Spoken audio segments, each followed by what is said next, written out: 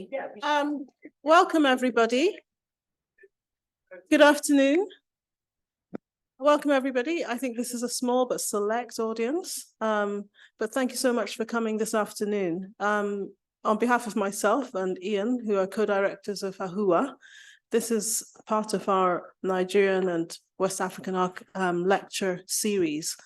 And it's one of these nice coincidences where we have met these two architects in Nigeria about a month ago, and they have happened to come over to Liverpool. We think it's partly due to our ability to say that Liverpool is such an amazing place to come to. So thank you both for taking up the invitation.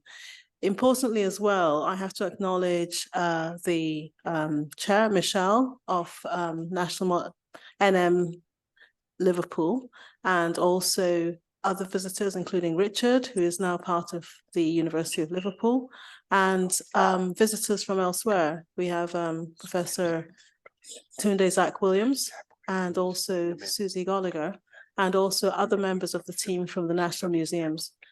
So we are in an August situation, in the sense, not August in terms of the month, but obviously in terms of those who are here. I would also like to welcome those who are, I know, logging in online. So with this kind of context, what we do have today are, I would say, two of the most interesting architects emerging in terms of the ways in which architecture itself is, I would say, transforming and becoming its own, creating its own identity in Nigeria today. So it's been very interesting to have the day or two we've had with them here, but also I think what you will find interesting as the audience is the range and depth of the work that they do. What I will do is to give you intros to, I think, probably both architects now, so the lectures can run seamlessly. We're hoping that they will talk for about 40 minutes, so that will give us hopefully about half an hour to have a Q&A session at the end of their lectures or talks. So to begin with, we have Seun Oduwole, who will give the first talk. And he's given me a short summary of what he does. He's an urbanist, architect, and designer, and he's had more than 2 decades experience across 3 continents. And he's delivered groundbreaking work in everything he's done. He's the principal architect at CISA, and this is an architectural studio that's based in Lagos. And he's also co-founder of Living Objects, which is an experiential design studio with a focus on the integration and production of culturally immersive space. Now, this is important because he's very passionate about what he does, which is around the African Alliance for New Design. And he has guest lectured at a number of institutions, all of which are as important as the University of Liverpool. No, he has across the world.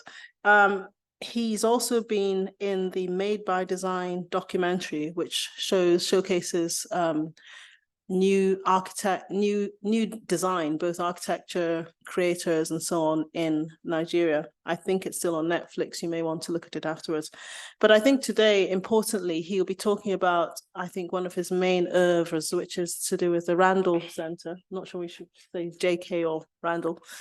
John Randall Center, which combines what I would say is a public project with the first World Museum of Yoruba Heritage.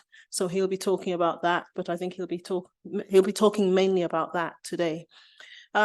Whereas also I have James Inedu George with us today, and I'm just pulling up his bio. So he's also an architect practitioner, and he, just a minute, here we are. That's gone away. Right. And well, I can fill in. He's a graduate of the Ahmadu Bello University in Nigeria, and is part, let's see, just a second. Here we are. And he practices internationally, that's James, and he has a focus on megacity and its architecture.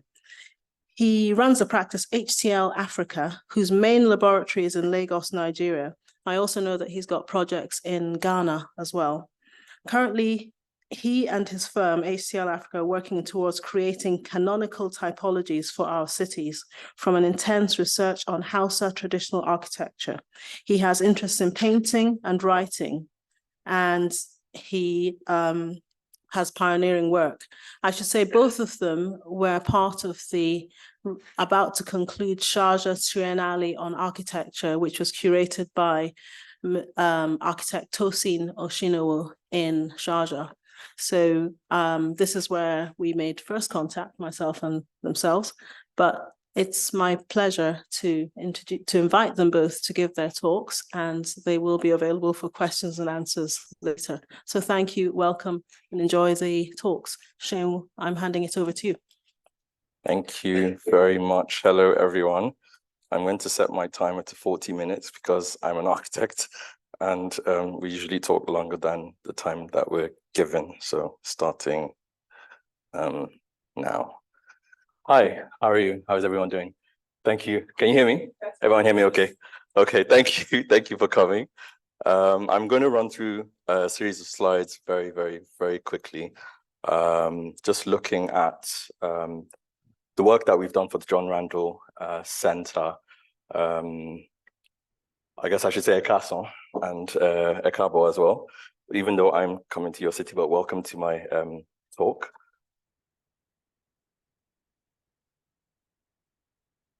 So bring you greetings from the studio in Lagos, which is in Yaba. Have a team of 10. We spent the last sort of 10 years working on a number of projects in and around the city, and also in Abuja as well. And also bring you greetings from my other team, Living Objects, where we look at creatively trying to interpret spaces with a more interactive and African flavor. So I'm here to talk about the power of storytelling, or the power of a narrative, and why it's important to control narrative and then own your narrative as well. So once upon a time, these are my grandparents. My grandparents, very, very important because they were my definition of they were my introduction to Yoruba culture.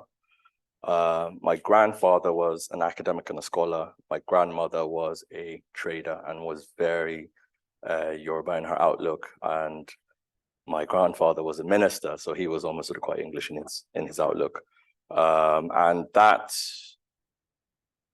difference was interesting and sort of instrumental to my upbringing. So whereas on one side, my grandfather had this big library where there were lots of books and about fantasy, storytelling, Grimm's fairy tales, Andersen fairy tales, those sorts of books. My grandmother used to regale us with lots of Yoruba stories about mythology, cosmology, and so on and so forth.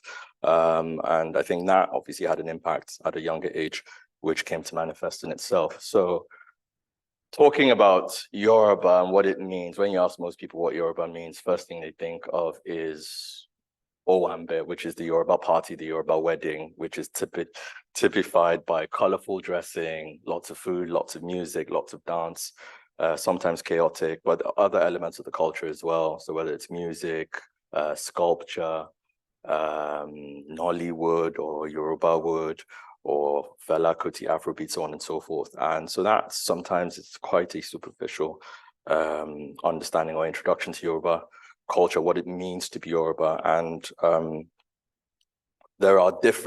so throughout my upbringing, I realized there were different elements that was important to learn from and interrogate, as well. So going sort of back in time and looking at what it means to be Yoruba. And I think when I think about it, one of the things that pops out to me is community, sense of community. And this is an image that I think was taken at the turn of the century, 1903 or 1904. And it shows a courtyard or a series of housing arrangements around the courtyard, which members of a particular community lived in. And the courtyard was the central meeting space where a number of activities happened. And then you had that in-between space where you had the overhang before you get into the private space, the shaded area. And there's different elements of community and urbanism here. Early settlements were migrant communities that moved towards water bodies and sort of formed clusters. And so if I go to this image here, starting from the right to the left, you've got a plan that shows the makeup of a Yoruba house, and then the image in the middle looks at a sort of typical urban master plan, which had the palace, the Oba's palace. The Oba is the king in a Yoruba township, or the head. So you had the palace in the middle, which usually had a forecourt or a square or a garden or a courtyard that was used for different events, market days every 4 days, or celebrations, birth, naming ceremonies, sorts of things. And then ring of accommodation, sort of based on hierarchy, fanning out till you get to the edge, of the compound. So you could call this sort of the early parts of Yoruba urbanism. And you might be wondering why I'm looking at this, but it'll become clearer as we go on. So this image is of the old Oyo Palace in 1827, which you can see the palace in the background, and the square, as it were, the market square, the village square in the middle, with people congregating around and some activity going on. In the center of the image there, you can see the Oba under his own umbrella holding court. And coming sort of closer into time, this is Lagos in 1929. So this is Onikon, and Onikon is in the heart of Lagos Island. So what you have here is Lagos Lagoon, which feeds out into the Atlantic, or Five Carry Creek, sort of at the bottom left, which feeds out into the Lagos Lagoon, and which feeds into the Atlantic. And what you can see is sort of, there is some density, but there is quite a lot of green in and around Lagos. And the reason why I've come to this image is important because there was a swimming pool sort of to the left of the image along that diagonal line that was built in 1928. So I have a series of these questions and comments as I go through the slide. The one question that we get a lot is, why was our Yoruba museum named after an Englishman? And there are lots of reasons. Sometimes the questions are quite aggressive because, there's this feeling of erasure or some sort of power dynamic going on. But even that question itself has a very interesting answer because John Randall was not English. He was actually Yoruba, and he has his own very interesting history as well. His father, Thomas Randall, was a slave, originally not named Thomas Randall, but he was taken, ended up in Sierra Leone, adopted the name Thomas, and then John was born in Sierra Leone. Can't remember the exact date, 1870 something, I believe it was. Grew up in Sierra Leone, studied medicine in Scotland, returned back to Sierra Leone, got married to a descendant of Sarah Forbes Bonetta, which is an interesting sort of offshoot of that narrative, returned back to Lagos and set up a hospital just on the edge of the marina in this image here. The building to the right is the State House in Marina, which was the colonial seat of power, which is where the current governor of Lagos State resides at the moment. So you can see the jetty to the left. Water transport was a main mode of transport from here to the other coastal areas, Badagry, Corridor, and so on. And if you imagine at that time, if there were accidents, people would drown because they couldn't swim. And if there were any drownings, the bodies would be taken to Dr. Randall's hospital. So Dr. Randall walked down to the State House and asked the Governor General, I think his name was Robertson, if he could build a pool so that Lagosians could learn how to swim. He said no, but he offered him a spot. If you see the sort of the greenery at the top of the image, that was King George V Park. So he was offered a spot in King George V Park, and he built a pool with his own money in 1928.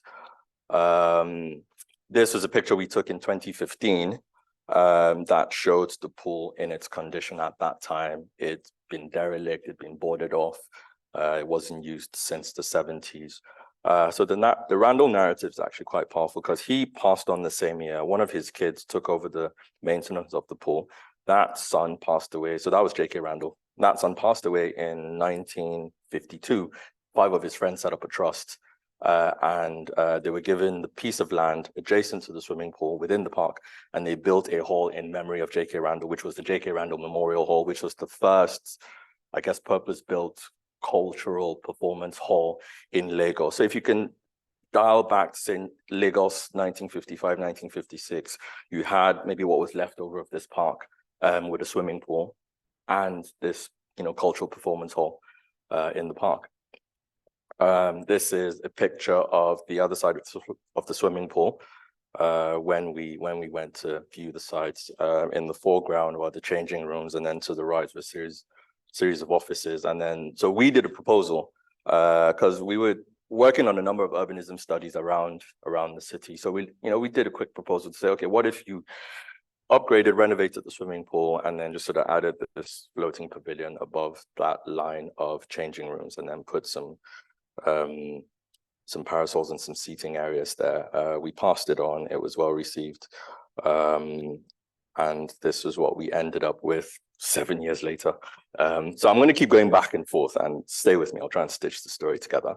And then this was what was left of the Memorial Hall when we got involved. It'd been sort of abandoned, very derelict. It wasn't a nice place to be, but it was still an important building that got knocked down, as things sometimes do in Lagos. I won't say more than that. So what we did was we said, okay, fine, this building got knocked down in, I think, 2016, gave us an opportunity to look at the entire site, because there were 4 different sites. So we came up with this idea of trying to restitch. And as you can imagine, 2016, most of the park space had been carved up and built up. The National Museum across the road was built in 1957. CBAC, Center for Black African Arts and Culture, was further up the road. The Museum Center was built, which was now the replacement cultural and performance center. And there were a series of other sort of cultural areas, buildings and offices that were built up. So the idea that we looked at very, very simply was to restore what was there before. We'd done a proposal for the swimming pool. We'll keep that. But this performance hall that had been knocked down, how can we replace it, but do something that's a bit more contextual? So, started doing lots of sketches as architects, but simply what we wanted to do was rebuild the swimming pool, put as much as the landscape back. So there were 4 different plots. There were 2 plots between the Memorial Hall plot was on a flank, and then the swimming pool on another flank. There were 2 plots in between. So we proposed to take ownership of those plots and connect the 4 sites together. So we ended up with a 1 hectare site, and then looked at what we could do with this community center, or create a space that brings the community back, sort of bring back some of that activity that was there in the 50s, but modernize it. So those were the 3 main things we looked to do: rebuild the swimming pool, recreate the community space, and regenerate the landscape. Because you can imagine, Center of Onika was built up, very little green space left. And so this was what we developed, looking, and then with the history that we had, some knowledge of Yoruba history, and also thinking about what we did not want to do. We didn't want a typical modernist building, this big white box that was sort of self-referential. So we started, doing research into sort of Yoruba culture, idioms, histories, and looking to draw sort of inspiration, visual metaphors from that. So we had this idea of starting with the landscape, and then having the swimming pool, and then trying to contextualize the building as much as we could as well, using a proverb as a nod to having the building come, from the earth and return to the earth. This idea of circularity, reincarnation. I mean, there's so many metaphors that you could draw from that. This is where we ended up. This was pictures taken about 1.5 years ago, so the grass has grown now, but it gives you an idea of what we've got, where we've sort of tried to stitch all of this together and keep the old elements that were there. And this is the approach from the street. So this was our money shots that sold it to the clients. Big Screen was inspired by weave, this idea of craftsmanship, this idea of weave, this sort of deconstructed threading in a loom was what we sort of used as a visual metaphor to drive that, and Ashoke as well, obviously, to drive that idea of this pattern across the streets. which was very nice. But you know, as architects, we get caught up in this building and material culture and what we want to do. But we had a conversation with the client and very quickly understood that, yes, our client wanted a museum, but we were architects. And once we had our fancy ideas and we were done with it, the building will be empty, right?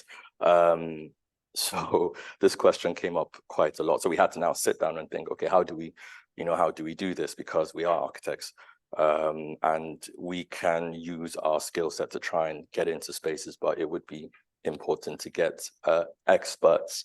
But so we went looking for experts, spoke to academics, curators, lots of people. But personally, I had my own thoughts about what the space shouldn't be, which is a 21st century version of the National Museum, which was across the road, you know. So going to museums as a child, you know, having experiences that were sort of central to my understanding of what it meant to be Yoruba. I thought, okay, how do we go about this a different way? How do we look at the way museums, we don't want to create a mess. We don't want to replicate a Western model, right? So how do we look at museology in a way that doesn't alienate, that doesn't sort of respond to the modernist aesthetic, doesn't just put objects in a glass case, you know, with a little label. And this was one of the first experiences that came to mind. So this image, I will talk about it later, but the man in the center is called, his name is Uncle Jimmy Sholanke, and I guess he's what you call a modern day griot, right? He was a storyteller. And so information was passed down, you know, in our side of the world orally, from griots to, you know, from one generation to another. And so he championed this program, I think it was called Tales by Moonlight, which was a dramatization of storytelling, you know, little children around a tree. And then he tells them very passionately a story that has some sort of message, you know, at the end. And this was a very, very popular program when I was growing up. I think everyone between the ages of maybe 25 now and maybe 60 recognizes Uncle Jimmy, recognizes his voice and the power of his storytelling, and how just by using words and his voice and the modulation, he could bring things to life. He can bring, you know, images in your head to life. And so I think that was the driver at first, to say, okay, how do we create a space that captures that energy of storytelling, and that looks at us, our culture, our heritage, and tells it from a first person perspective, so that if you are Yoruba, you respond, you relate to what you see, what you hear, what you feel. But if you're not, you can be immersed in it as well and understand the richness and the depth for what it is. And this image, this is one of my favorite images when I present, because on the left, you've got Shango, who is the Orisha, or the god of thunder, fire, and lightning.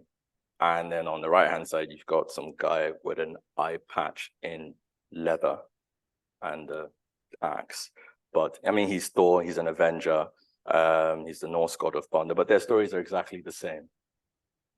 And the mythologies are exactly the same. So on one hand, growing up learning about Thor and Poseidon and lots of other sort of Western mythological figures, and then finding out that we had these contemporaries in Yoruba mythology as well that had very, very, very similar story arcs was quite illuminating. And so it spoke to the power of presentation and how important it is to project, you know, a narrative, because Isheshe, which is Yoruba traditional religion, is seen as fetish, it's seen as demonic, it's seen as voodoo and whatever else, you know. But if you now look at the story arcs from other cultures, you know, how do you reconcile that?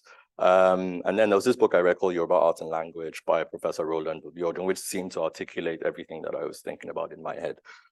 So we approached him, and the book literally looks at Yoruba culture and not simplified, but it looks at it as visual and verbal oriki.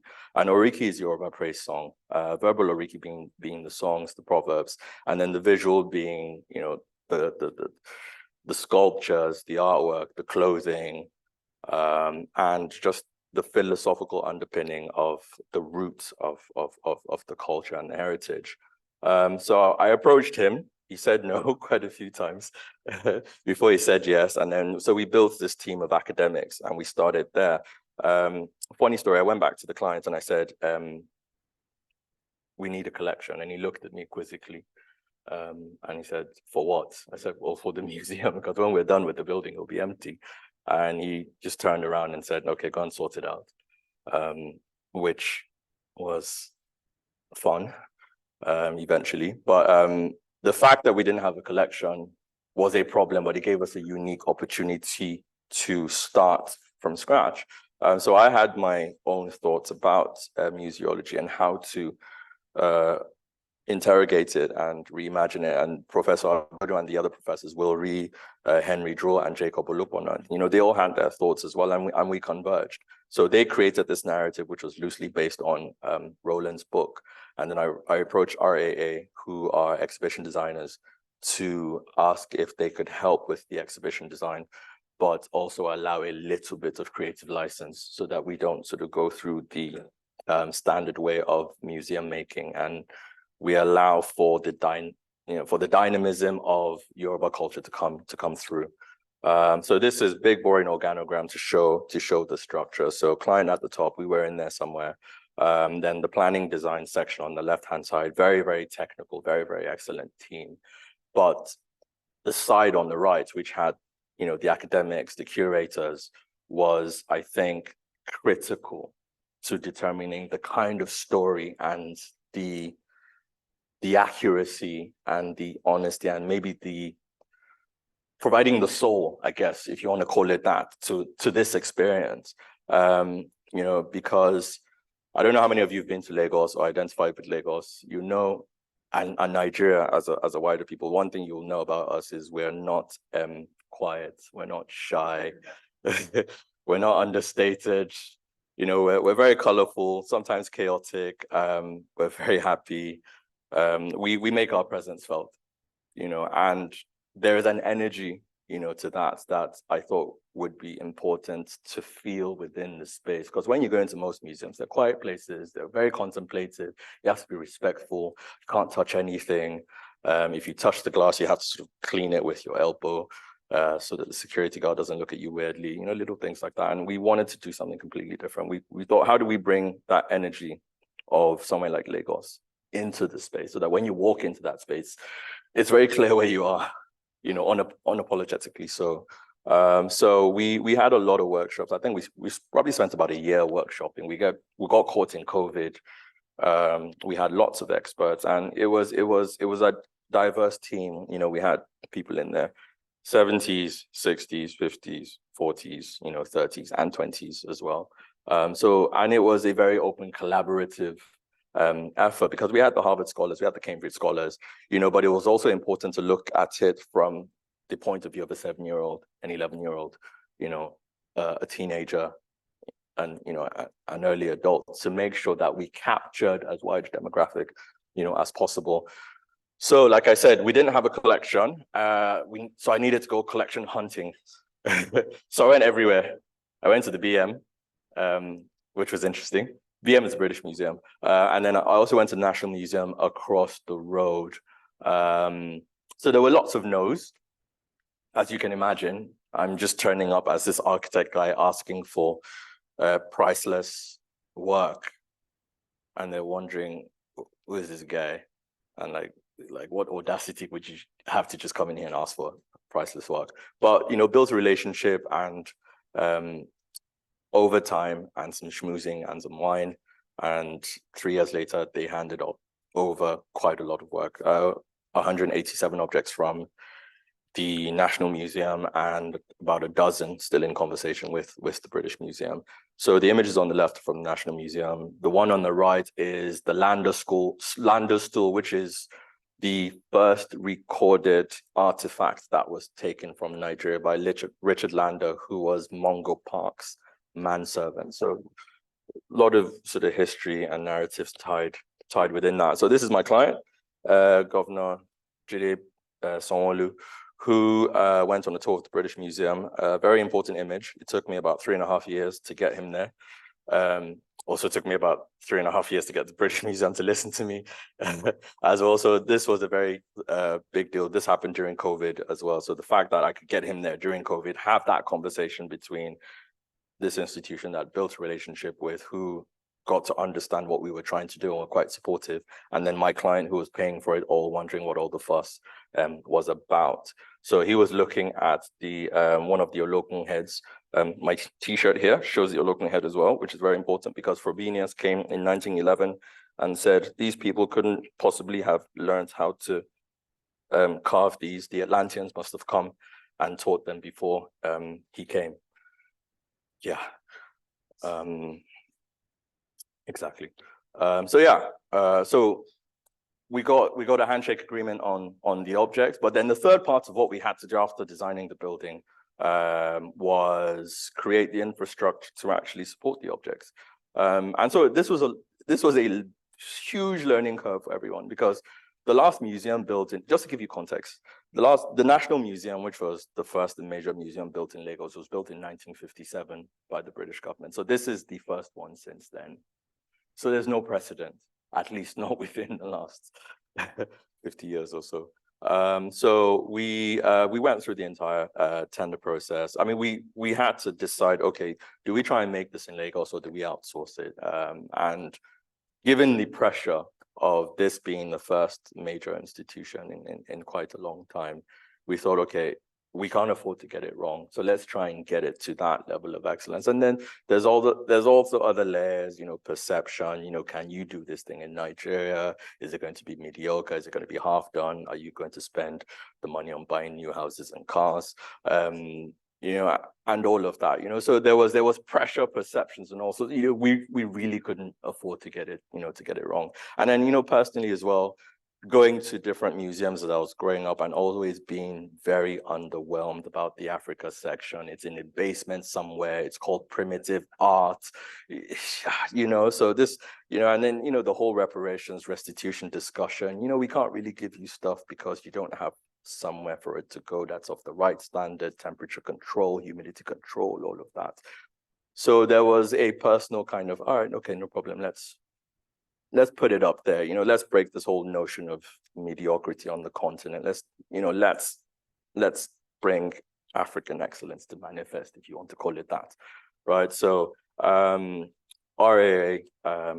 went through that sort of process of helping us bring the exhibition design to life. That was an interesting process, in itself, because big institutional company that built, 300 plus museums across the world, and this guy is telling them, yeah, you can't do that, we need sound. Oh, sound isn't nice in museums. Okay, well, we need sound everywhere. You can't really have color's a bit jarring. Like, guy, have you been to a Nigerian wedding? Like, there's colors everywhere. So dealing with that, sort of conflict and getting them to understand that, look, this isn't about, this is about creating a space, yes, but this is about creating a space that responds to the people who the space belongs to, the community, I guess, if you want to call it that, was a curve, but we got there in the end. Helpful because I was their client as well, so I could pull rank. And so I took my client up there to go see production, because it was also important for him to understand the process and how complex it is. You don't just, building a museum, it's not like dialing a pizza, although quite a few people in Lagos think it is. There's so many complexities to it. And we were trying to do this at scale. We wanted people to come in and have that sort of cathedral-like feeling where you come in and, the big banners, the big benches, the big glass cases, the representation is sort of larger than life. And so that was very good. And I mean, this is an important image because words matter, text is important.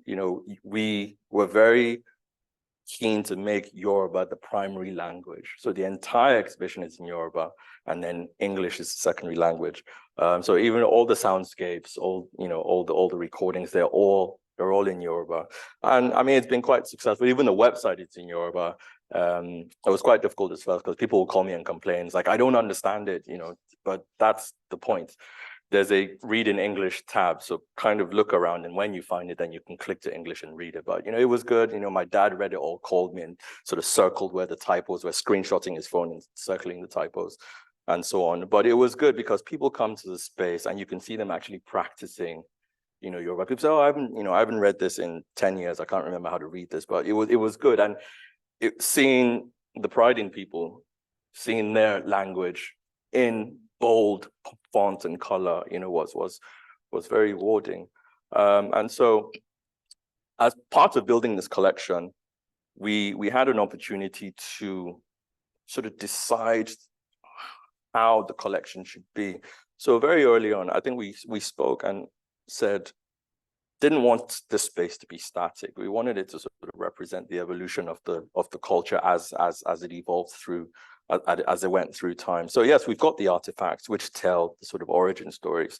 We've got the section that tells the story of the early interaction with Europeans, but how do we tell current contextual narratives? Yes, we've got contemporary art, but how do we express the sort of dynamism of Yoruba culture?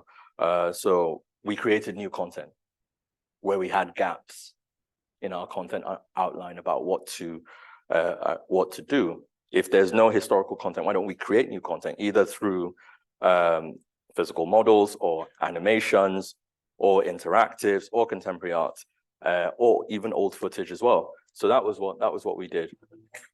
And then using sound as well. So we did a lot of sound layering. But I'll move through that very quickly because that's the sort of sound you get in. So it's chaotic, but it's sort of creatively chaotic because what we did was we recorded about, I think it was about 30, 40 sounds, and then we synced it in a studio. So as you come into a space, you're hit with the wall of sound, but as you walk away, that sound goes down, and then the sound in the next place comes up. Sort of like being in Lagos traffic. So, people come in and they just feel right at home. It's very contextual.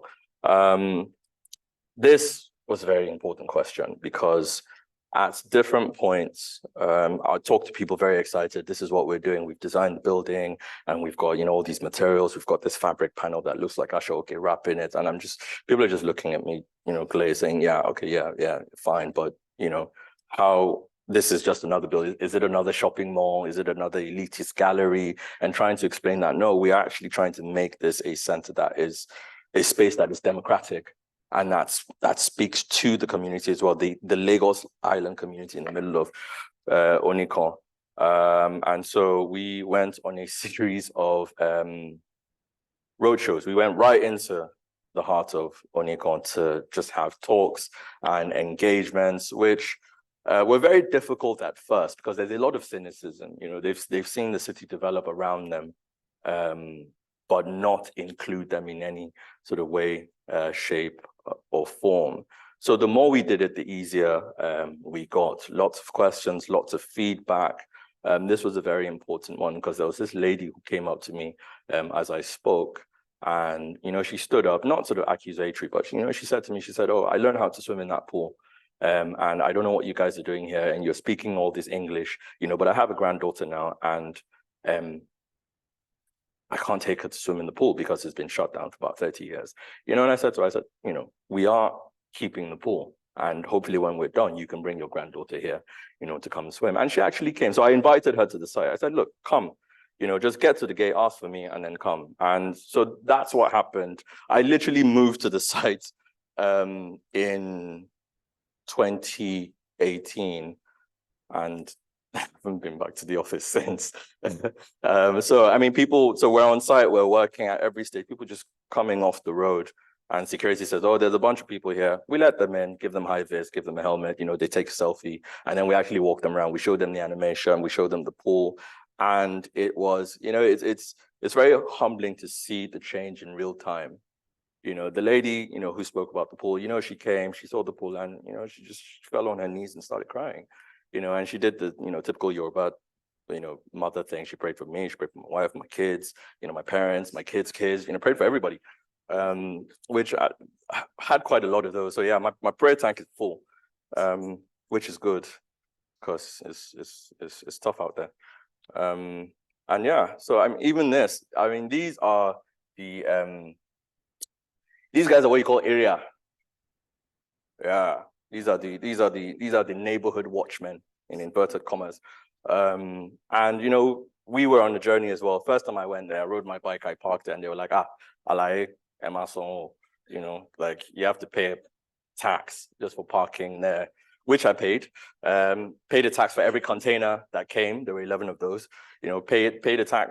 Once there was something, we paid a tax for it. But we built a relationship, and they're my first line of security. There was a day, there was commotion. They came and they were like, "Oh, Mr. Seun, this and that." And I said, I stopped them. I said, "You know what, guys, come."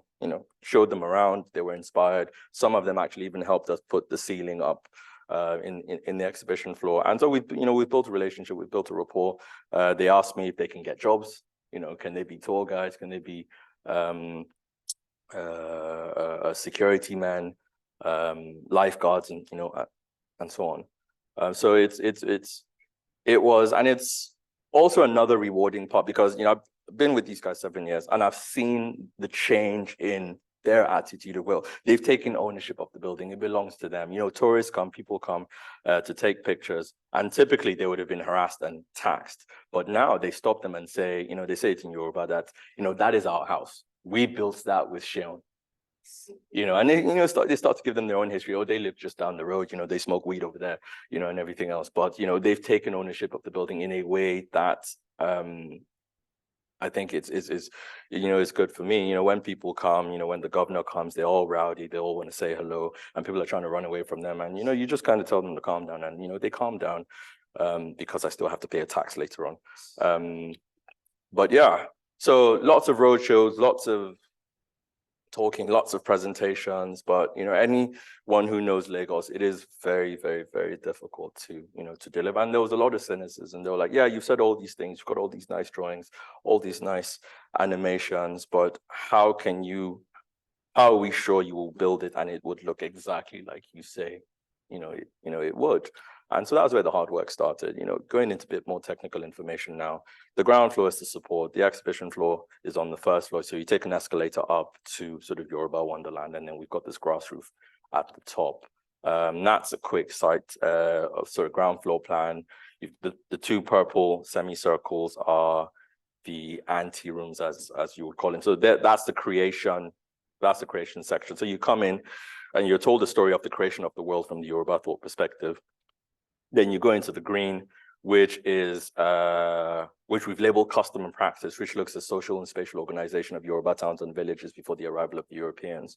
The line between the green and the yellow is what we call transition. So that deals with the narrative around colonial settlements, religious intersection, resistance to the British invasion, and obviously slavery. And then at the end of it is dedicated to the diaspora, which sort of speaks to the resilience of the people, the culture that went to faraway places like Cuba, Haiti, Bahia, Salvador, South Carolina, and stayed, sustained itself, returned, back to the Southwest, and even still, in some ways, changed the local culture in the Southwest.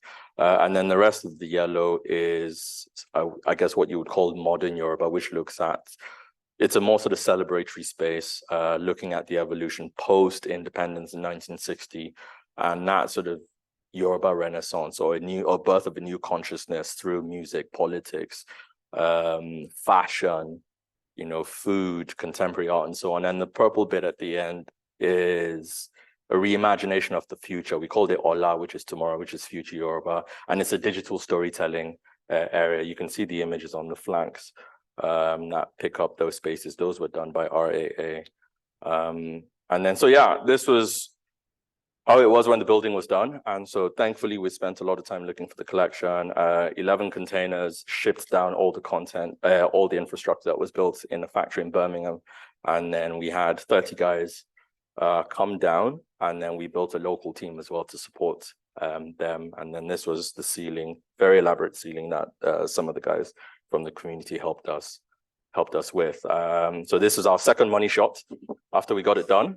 And I've got a series of images that take you through the space. So this was storytelling area. This was quite an interesting one because yes, we were talking about different experiences through, but you remember I told you about Tales by Moonlight narrative. So that stuck in my head. And I remember saying to the guys, so I wasn't a curator, but I sat in on every meeting and I'll let the experts talk and I'll come in and say, yeah, guys, sorry, but can we do this? Can we do that? And it was no, but yeah, really, can we do this?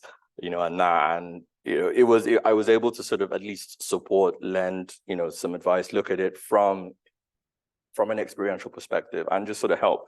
Because I thought the idea of a theater of living memory for me was more appropriate than a museum, right? So it's a living space. Our culture does it. It's not static. It evolves. It goes through different cycles, and so we created this space, the storytelling area, fake tree, seating made from one of the trees that we had to take down.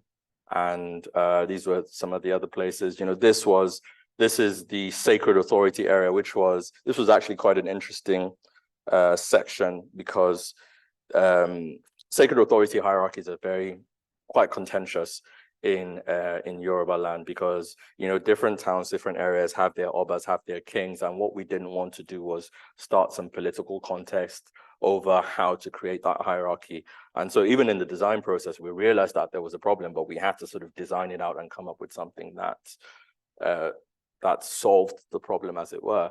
And then also what we wanted to do was, as much as possible, try and contextualize this space and this notion of that sacred authority. So what we created was a sort of palace setting with a throne and an Oba in his regalia sat on and holding court. So any Oba that comes will say, yeah, that's you. But we didn't want to offend anyone else, so we didn't put your name, but it is you. So it's every single Oba and not anyone in particular. And so more sort of gratuitous images. This is the gateway to the storytelling area.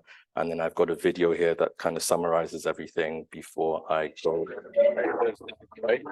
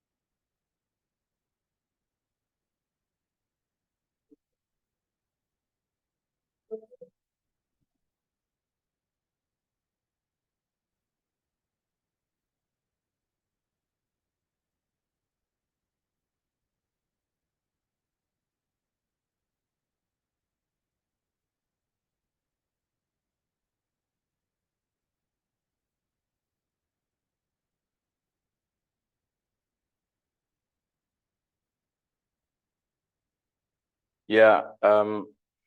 So additional reading. My co-director Phil has written quite a number of books, which are very, very useful. I referred to the first one. That was actually how I found Phil, and read his book. So I went to him, and then he wrote a second one, which I recommend you buy because I'm in chapter 4. Shameless plug. But yeah, I think my time is done. I leave you with this quote, which I think is very important because we have to tell our stories for ourselves and control our narratives. Thank you very much.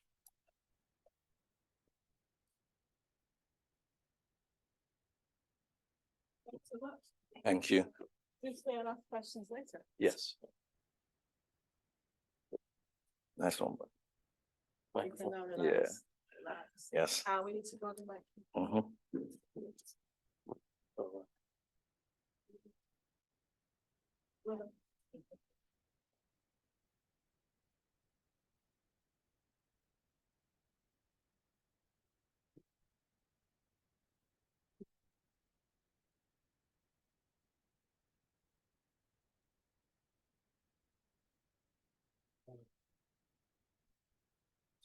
Yeah, that guy. No, okay. But we have to can we go to view? I think it should be page display. Single page view. Yeah. This is Adobe, right?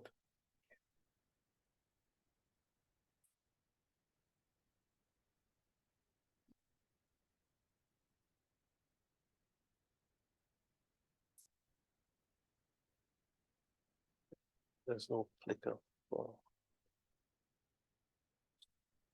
no clicker. I have to. Okay, that's all right. Okay.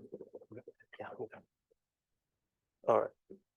So good evening, everyone. I hope you guys can hear me.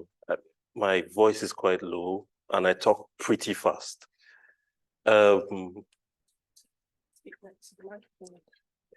These microphones. Oh, that's fabulous. But I have a problem with moving. Okay, no, I'll figure it out typically. Right. So my name is James George. I run a practice in Lagos. And that practice enabled me to see the world and to start trying to conquer the world with a narrative of architecture that comes from my forefathers. I grew up in the north of Nigeria, in a place called Zaria. It's a small town, but very vibrant academically. I've got somebody in the crowd that was a schoolmate of mine who actually surprised me, and that's fabulous to see him. Yeah, so we come from a very tough culture where we argue with ourselves. We've had a lot of arguments, and we have a dry culture. So don't expect an organized lecture. Expect a battle between us for the next 40 minutes, without finesse and without any taste in it. But it's a story that is genuine and true. It's a story that leads us into a future.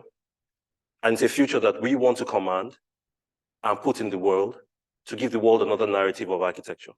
Because we feel that the food that was given us in form of modernism and Western architecture has been finished now. And what feeds that Western architecture, which is the traditional Western culture, has lost its ability to feed it. So that modernism takes on these things from traditional architecture and just takes a one-liner and changes its color and then rebrands itself, which is what like tropical modernism, which was the birthplace. This is the birthplace of tropical modernism. So I'm very conscious of actually saying the things I'm saying today because Unilever is the cauldron from which tropical modernism was served to my people I grow. So I'm conscious that I'm saying that we're going to change the way architecture is seen, and we're going to give architecture a new story. And I'm conscious and happy to say it in Liverpool, Max Fry's house and James Sterling's house. I'm not ashamed to say that. I wrote a love letter to Liverpool, but I decided not to talk about it. Right. Yeah, so we're staring into the abyss because I've looked at house of traditional architecture for 10 years. So I'll summarize what we are, our position, and then I'll run through a few projects very quickly. So again, just like a traditional house, our studio, which now is about 15 in Lagos, is a series of large tables made of a series of small tables where everybody sits and contributes simultaneously, but it's split amongst 3 teams on those tables. So we eat together. My wife is sitting next to me, so I don't have an office. We eat together, all projects cross-pollinate. We don't have a style of thinking, but we have a style of making, but we have a style of thinking. We sit on the ground, for instance, to make models, very rough models, to test ideas quickly. So we've created over the last few years this hot seat where we can cross-pollinate very quickly. We've made different kinds of things around the world. As an African architect in residence, I made that shrine-like figure at the top of the screen. In Lagos Biennale, I made another shrine-like figure with these strings. We've made a few very cheap offices, and we're working on other projects. For instance, we're doing a museum in Ghana, which I will absolutely not talk about because Seun has talked very well about the museum. I think you guys have had your fill. It's a Pan-African Heritage Museum. It's in its foundations now. It's about the same story. It's collecting artifacts from the world, things like that. The only difference is that we made our galleries these dark slavery spaces with little dots of sunshine that people walk through the experience of slavery and the African torture that has happened over the years. But I'd move on from that. Yeah, so like Ola said, my way of thinking as a person is through drawing. So I draw this series all the time of lines to try to understand space. I also, every morning, when I'm not on these kind of expeditions, I paint 2 watercolors every morning in the same way, these same lines. I had a conversation with Seun today, and he made me realize that I most probably am drawing the lines of my childhood, right? And I have had these labored lines that turn out into faces that then become architecture over time. So there's a personal bit to how we create that comes from me, but there's a very non-personal direct bit of in the creation. So my lecture's in 3 or 4 acts. So it's a drama of some sort. The first act is about house architecture. So it's our story of what the intent of house architecture is. So you have to bear with me, because we stared at this thing for so long. There's that possibility that there's a lot of parallax in what we're saying, but this is what we believe, and this is what helps us create. So this is something that is written in our office, that a bad definition is the easiest way to ruin understanding. When the authors of all the books and all that on Hausa traditional and African traditional architecture came to Africa, what they saw, which they didn't have the tools to interpret. They interpreted wrongly, and therefore created an architecture as a response to that interpretation, which eventually became tropical modernism, but was an architecture of fear, trying to protect themselves from the people. We're trying to reverse that. So that bad understanding is first of the origins. Now, this is an architect. It's called Babangoni Mikailu. This is an internet image. This chap would not be known as an architect in my culture. He'll be known as a master builder. He'll be known almost as a priest. His word will be bond. His word will change lives. But that's where I come from. But today, where I practice, my drawings are second guessed. They are suggestions more than they are actually a statement of fact. So Babangoni built things like this. But Babangoni's work was reinterpreted by the British when they came as a series of small houses surrounded by a fence. They called those small houses a compound, and they said what was in that fence was a courtyard. But Babangoni built a house, not a compound. So if we change our understanding of Babangoni's building from compound to house, perhaps we start to figure out a way to create another language of architecture. Like I said, the orange portion is what a house is in Hausa traditional design, right? As against those series of pavilions floating in that free space. So this is an old image of Hausa urbanism. Now, what you'd notice very quickly is the repetition of the same kind of pavilion and that idea of pavilions in free space, which was interpreted not as pavilions in free space, but just as these singular houses and what they call katanga, a fence, right? But the fence was not a wall. The fence was a piece of architecture, but it had no it was a single piece of architecture. And if you look properly, for instance, at the entrances of the AHUWA house, and you took Palladio, for instance, and looked at it critically, you'd see there's the same mathematics in Palladio in the AHUWA design. So then you ask yourself, where's the missing link in the interpretation? So to be able to make this city, the AHUWA has mastered what we call adaptive transformation, for things to die and resurrect themselves after a while, right? So this is the famous AHUWA plan. It's something that everybody's seeing all the time. What's interesting about this plan is that it was called a compound before, but it's a house. And all these pavilions, which are in the darker drawings, all these pavilions at some point will crumble. Then at some point, somebody will build on top of that crumbled bit. So that resurrection is not transformation in the sense of reuse. It's a resurrection that we're trying to adopt in our work, where we get these opportunities to make these kind of buildings. This kind of plans make this kind of streets and these kind of facades, right? And it's a conscious effort, because that architecture is repeated so much so that I would say that the AHUWA urbanism was a factory of making these pavilions and repeating these pavilions over time, because the pavilions didn't change in shape and style, but time passed. So we're taught by Professor F.W. Schwechfiger, who wrote a book on AHUWA traditional architecture. Schwechfiger made just one mistake in the entire book. He studied the rise and death of the pavilion based on family structure as against based on architecture. So we took Schwechfiger and flipped it. Things rise and die. They live and die in our culture. They resurrect also. So the use of reuse of buildings, which is something that we're very, very averse to, is something that is in the culture. So we're adopting it into our architecture too. Of course, Schwechfiger, luckily for us, is somebody who we know he captured this phenomenon, but we're just rewriting it.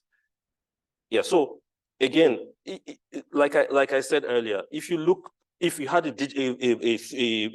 the traditional city from the air, and you see these areas that are colored, you start to see what I'm saying as against what is being said. But I have circled in red, right? In the red dots, right? Something in the process of death. So that pavilion is in the process of death.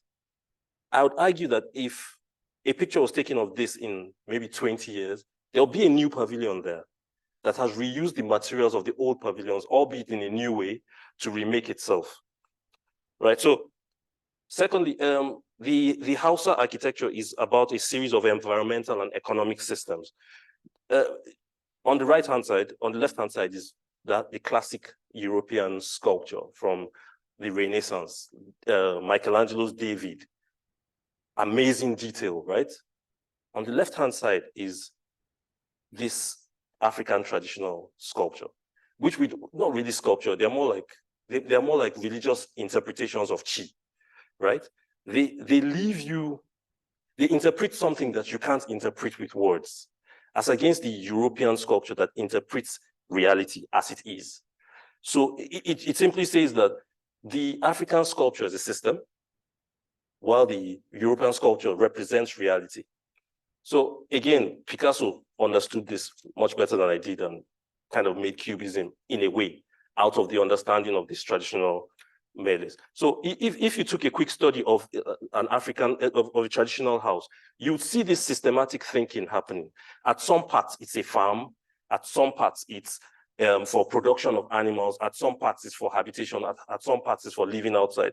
Put together, it's a system, not an object, which is the exact thing with what you call it, with the traditional sculpture, for instance.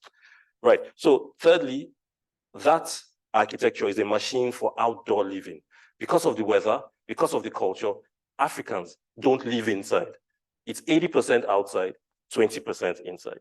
So your pavilion is a sleeping space, but your compound is a living space. So we're trying to find a way to flip architecture in that sense too. And of course, you can see the effects of that. So if we made a series of diagrams to try and diagrammatize that, you see that that house is a map that can be read as a series of changing open spaces, as against the house being a plan that is read as a series of rooms. So, and also that you find that in culture, the courtyard is not, because the courtyard is an inward-facing thing, is an excision from a mass. But in house architecture, the mass is inside the empty form. So it can't be a courtyard if it's that. So what is it? So we're postulating that those things are pavilions floating in free space. So it changes how architecture is seen from this series of continuously joining rooms to a couple of pavilions floating in free space that air can pass through. Sustainability starts to come in. Right, so of course, if you take that plan at the beginning and draw it in a different graphic, it just makes the case of pavilions in free space as against a courtyard house. Yeah, so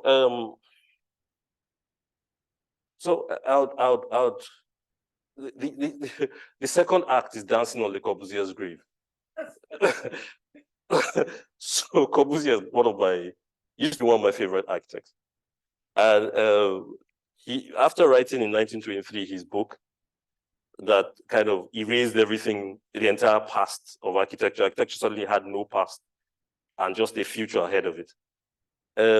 Nothing else happened. So we've been tracing this erasure, and we figured that at this point in time, in this period of responsibility, of course, you understand that gender responsibility, social responsibility, everything is about this change of humanity towards a drive for responsibility. So if we also agree that in this period of responsibility, we as architects are not journalists, because we do the job of documenting things horribly. So if we're not journalists and we're not archaeologists, then we would also now start to look at where we've come from. For me, again, it's back to Hausa traditional architecture. How I can see the work of Frank Gehry, I can see it in where I came from with the constant, continuous curving surfaces of traditional architecture, which just put into Rhino becomes Guggenheim Museum, if you can stretch it just a little, stretch your imagination just a little bit more than it is. So again, for us, we stopped reading Rem Koolhaas, Learning from Las Vegas and all that, because those are journalistic observation books. And we focused not on Corbusier, but on creating a vision for architecture.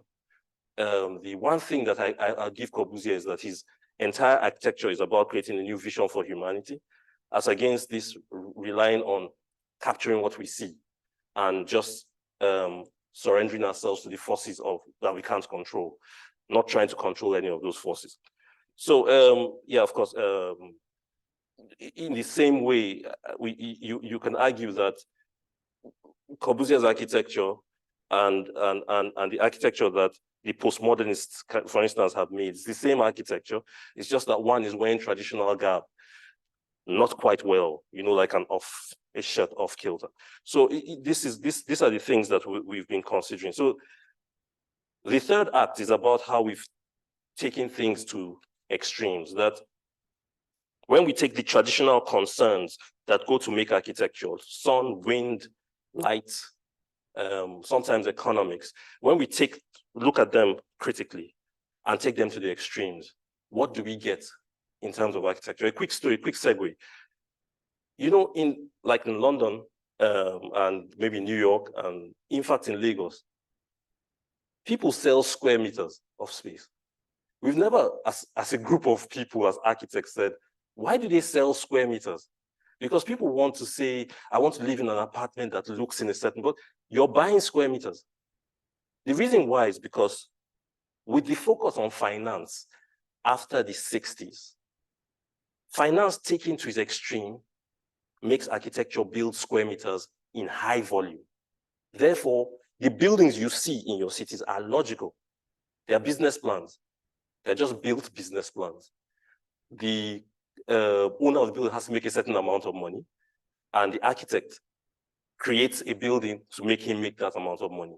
So because of that, we enjoyed that understanding so much. I want to see at some point what it would mean if we took all the basic concerns of architecture, what Corbusier called the basic joys, sun, green, whatever. And if we take them to the extreme, what kind of architecture comes at the end of that? So basically for us, if you sum up what we do, our work is a violent marriage between extracted vocabulary from traditional house architecture and these joys and extremes taken to an extreme. Whatever comes out of that is what we claim is architecture. So if you pardon me, I'll run through maybe one or two other projects. I'll try to explain our position, and then I'll let you be for the evening. Right, so we are working on a large banquet and performance center in Abuja. For some reason, it eventually has the shape of this Jenne Mosque, but we didn't start from that point. By logical means, we got to that. The idea was to study this decommissioned warehouse in a valley surrounded by the busiest roads that in the city. So to study that warehouse, and they wanted us to take down the entire warehouse and kind of make a new building out of it. But again, knowing what we knew about this adaptive transformation, we thought that this would be a good testing ground to take something that is dead and has no life in it and try and give it new life with a few acupunctural touches of architecture. So we kept the warehouse as it is, stripped off the skin, and then tried to make a new structure out of it. I mean, you can see that it's in a valley, which should have been a good thing for sound, but really the road around it is quite busy, so that kind of negates the sound. So this was what we inherited. There were columns at every 5 meters in the space. So if you jumped from one point to another, you'd fall into a column. And this space it was 5,000 square meters, and we had to make a hall without any space in it. So we started an engineering side of the office. We hired some engineers, and then now we have HTL engineering because of this project. So basically what we started to do was, we started to experiment with a flat truss that will prop up the building, and then like a horse saddle that will pull the building back towards the road. So it will keep 50 meters free in the hall. At the beginning, it said nobody could do it and all that. But what we then came up with after all these kind of investigations was this machinist interior, and it's a couple of different kinds of ceilings that come together to make one cohesive hall at the end of it. So of course, you have to pardon the fact that I investigate through drawing. So I have to think through drawing. So I made these drawings of what the future hall might look like and all that. And then the toilets, the green rooms, just what it might look like. And then eventually the hall becomes this guy. So it's this big village roof that activities happen underneath. And underneath that roof, there's all these types of ceilings, and the ceilings are designed with sound concerns.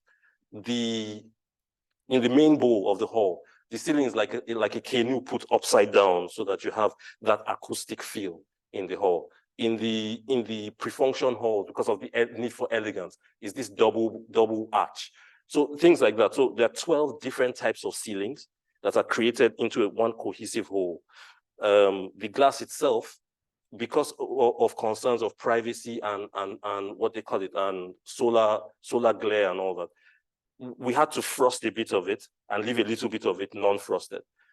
That pattern at the base of the architecture, at the base of the image at the base, now becomes like an African print.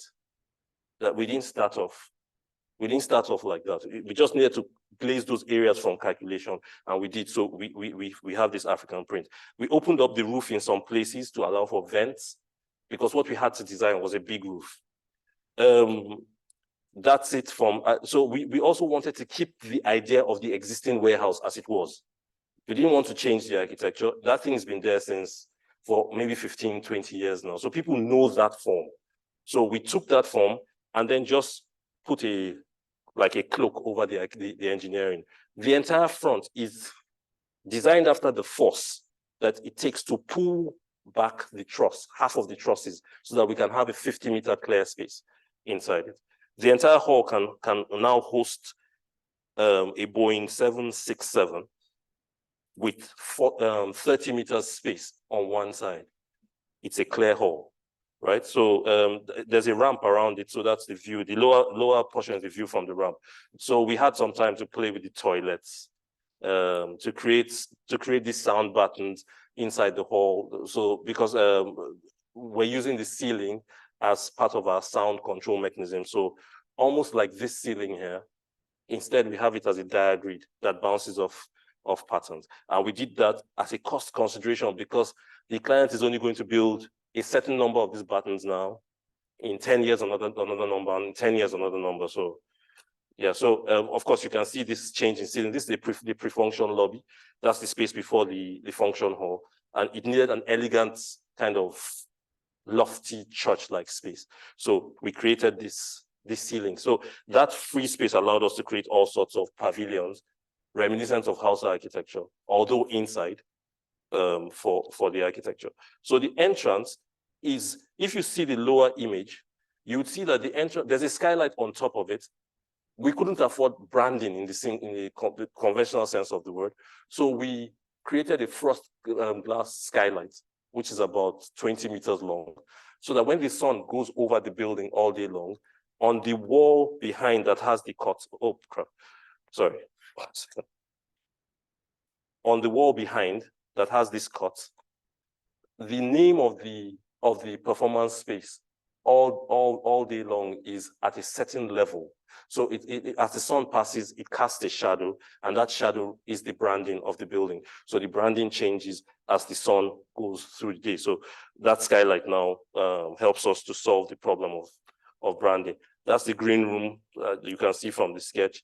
So the idea was to be able to have a church, and church is a big thing in Nigeria. So a church and a car show simultaneously in the hall without one knowing that the other is happening. So we've designed this dividing wall that's been built in China that allows zero transmission of sound between the both, so that those two events can happen at the same time. Yeah, so this is construction, stripping off, putting off the first saddle brace, testing the glass, etc., etc. This was when the entire ribs of the front had been put in, and then the hull was pulled apart. The columns were pulled apart. This is it being built. It's it's a little bit further down the road now than this. So you start to see the formation of the interior spaces, the toilets, and the floating disc of a ceiling. And now you see the clear hanger of a hall at the base now. So in a couple of months, this will be all done and dusted, hopefully. So the second project I'll talk about is in Ghana. So because of this project, we got an opportunity to compete for the Culinary and Hospitality Institute of Ghana. Again, because I think now we're unlucky to receive these commissions that are adaptive transformations, because we've done one and it's quite successful. So yeah, so it's also an adaptive transformation. There was an existing building which was affordable housing on 3 floors, badly done. Of course, badly done. Actually, pulling apart from the seams. So we took that over. At that time, we were studying these large Akan roofs in West Africa. So the site, which is at this point, is at a new part of Ghana, which is supposed to be Hybro, but it's a 20, 30-year plan. It's East Legon. In 20, 30 years, it will be Hybro. So this is one of the catalysts that will help to create that new narrative. So like I said, we're studying these traditional roofs to see how we can use a roof-like structure to make the building. And also we're studying these continuous curvatures from northern traditional Ghana architecture, which is seen in plan here and here. So The idea was to take this existing building, strip it apart, that the interior walls, which are done properly, expose the structure, pushing a series of curves into it. Now that becomes a series of classrooms, and it allows for a certain kind of mobility and a fluid flow around the building on the first floor. Extend that first floor forward, then put the labs on top of it. Continue that language of curvilinearity, and then now put a planted roof over it, so that the philosophy of the school is from farm to plate. So we wanted to have some sort of a farm so that they could get at least fresh herbs to do the practicals in the school. So on top of that, we then have these 3 pavilions that are covered with that farm that I talked about. So on top of the school is a planted surface that herbs are planted and can be used for teaching practicals. So this is what we're projecting to build. It's kente cloth as the skin in 3 dimensions, but it now allows air and light in as needed. So that is a very dynamic screen, but you have to look closely at it, which is very important for us, because at some point at the base, it actually flips out so that when water comes through, it redirects the water, and at every second one, it flips and drops water in a certain way. So it's very dynamically designed screen, but we've hung it very elegantly on top of the building, because we can't be known to do things too elegantly.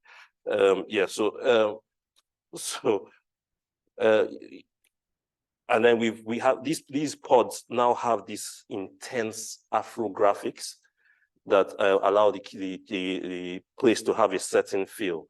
But these are some of the labs and some of the external spaces. We don't have money for ceilings, so of course we're hanging the lights on the existing concrete deck. So yeah, so this was some time ago after we had stripped and started to build these pods. The most important thing for me is how those pods relate to create a new kind of space in and around the building. Yeah, and then the last project I'll talk about before I let you guys go is something that we started about maybe 10 years ago. We started thinking about affordable housing. Well, I did start from school, but then it started to become more formal 10 years ago. So we created at that time, 10, 15 years ago, dollar naira was about 150. So we created a $10,000 house. Now it's 16 million. That's another story. And then we started to try to build prototypes of that house.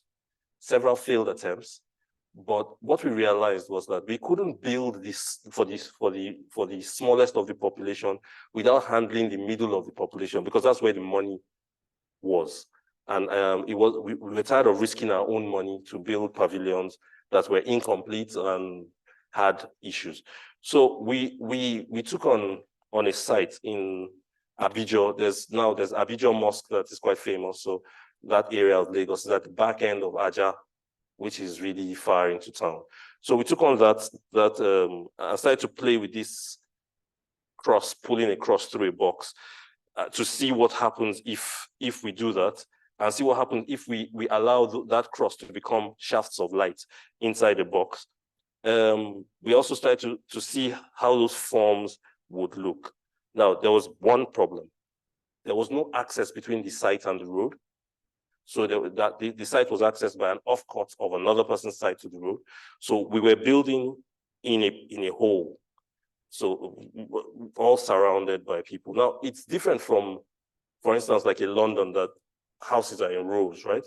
In Lagos, you have the opportunity to build a standalone house. So you can get a couple of square meters and build a standalone house. But in this case, the site was a third of a normal site, and it was surrounded by a lot of other sites. So a lot of testing happening to create this volume that sits. So that kind of shows you the site. It's in the middle of people's homes. So it's actually half of the site of this guy in front. He sold off the remaining half of his site. So no, in fact, it's less than half, by a third. So we got that half, and it's accessed from an off-cut of another site. So we're inside that space trying to make a house and give it light and air. So our only good opportunities for lighting is from the roof etc. Yeah, so we created this monolith of a block that is accessed through that road and has a floating arm that is planted in green that serves as a gate threshold. And then it has such an antisocial look that it takes that lack of privacy to another level. Again, taking a small thing to the extreme and trying to see what we can create architecturally from it. So to get that color, for instance, we did several tests, but we did these very basic local tests on an iPad with Dulux cards and to try to see how those worked in the environment. We picked the top top edge at the left because it looked like a Richard Serra sculpture. And then we created this house that looks into itself, gets its light from the roof, but is covered with a rooftop farm. And the owner of the house has a lot of balcony space in comparison to the rest of the house. But the house doesn't look outward. It's covered with a permeable wall, which is like a breeze block wall. So it takes in air, but you can't see into the house. Yeah, so that starts to be built, and my builder, who kind of really enjoyed that cantilever, took a heroic picture on top of it like that. Yeah, so it's being built now. The roof is being cast. And that led us to try that experiment one more time, further front in Ajah, but to take all the elements with the same dimensions, etc., and compose them differently and see what comes out of it. So in that sense, we created this pyramidal home, which is like Saqqara pyramid. But again, you have no way of seeing into it. I can see out, but you can't see in. So it means that the interior has to be planned in a way that it's a series of open spaces that you can have all external activities inward. Moreover, the view out is not quite good. So I don't see really what they're looking out to see. Yeah, so that pyramidal home is this guy. And it's a gradient of color from the ground to the base. And they're built very cheaply. They look elegant, but they're built very cheaply. They're built of 2 or 3 materials, and they're quite direct in their architecture. The only indirect thing is that we finally decided to make a curvilinear staircase, just to give it some swag, right? And you have to have that sometimes. So yeah, this is being built.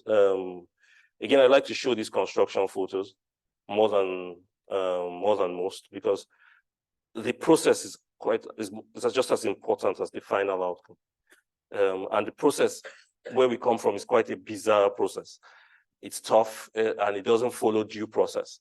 So every picture of something that has reached a certain level of execution is a real triumph for the executioner. So we're happy to have reached these levels of execution. Yeah, so I'll let you guys go. Thank you very much for your time.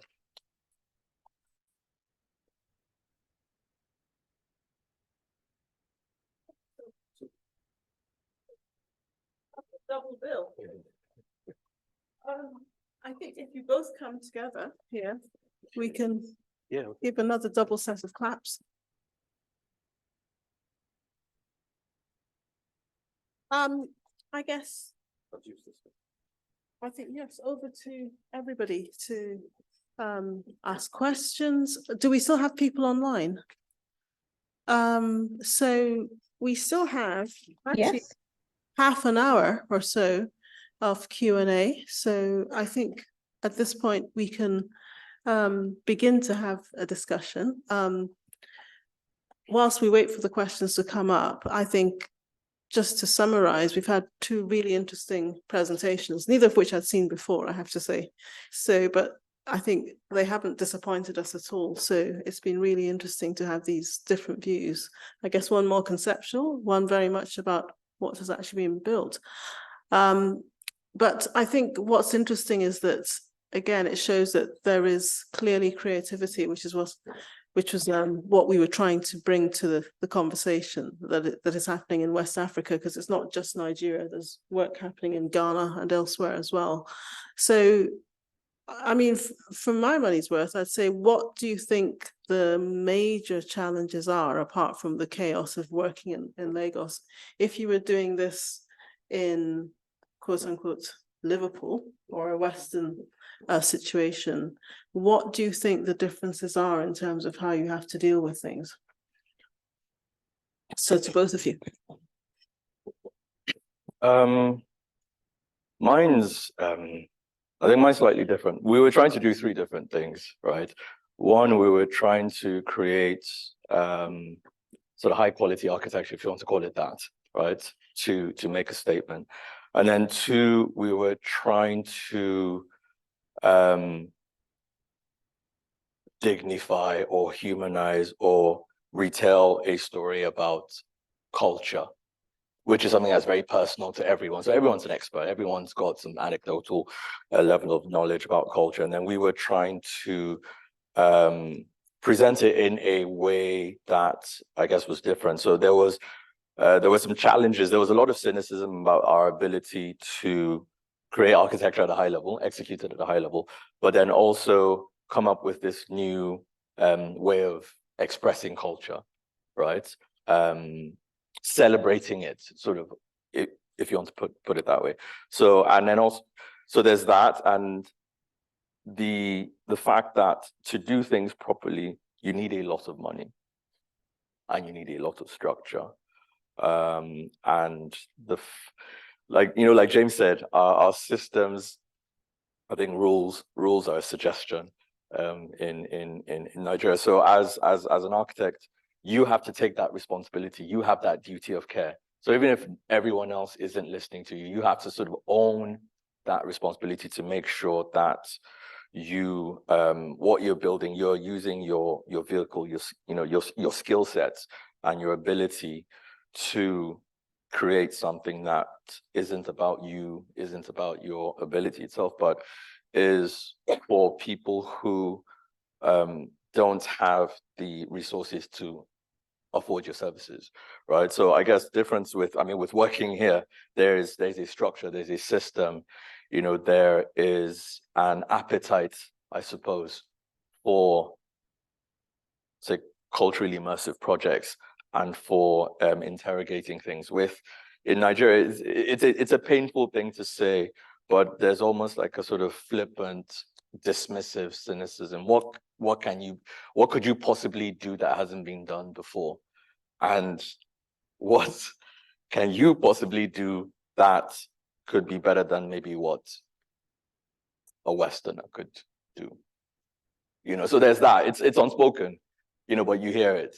And then, coming from Lagos or in our society, there's a very strict age hierarchy structure.